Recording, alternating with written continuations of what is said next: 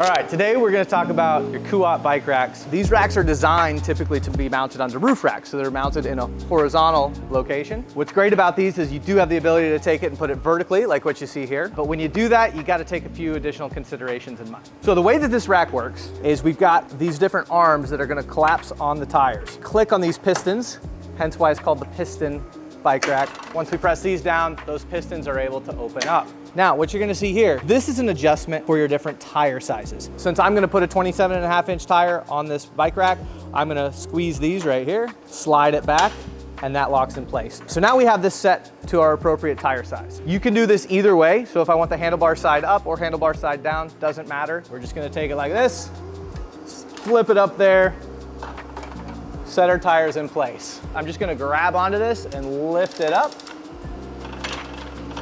Grab our top one. Listen for that clicking. You hear that click, click, click.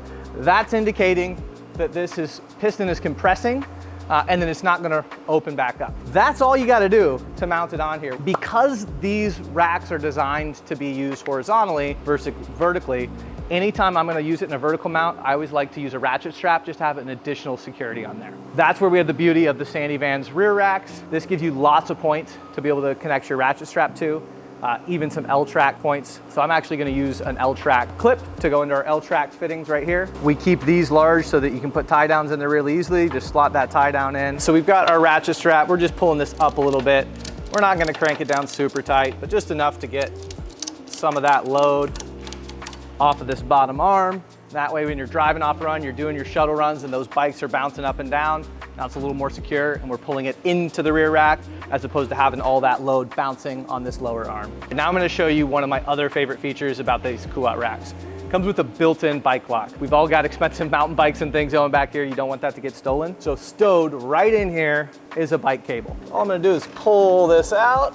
This is a little ball joint that's on here, so it's able to slide up and down. So depending on where you need it to be for your bike, you can adjust it. For mine, I'm just gonna go right through here. And that just goes right into here, pops in, nice and snug. Now your bike's locked and it's not gonna walk away on you.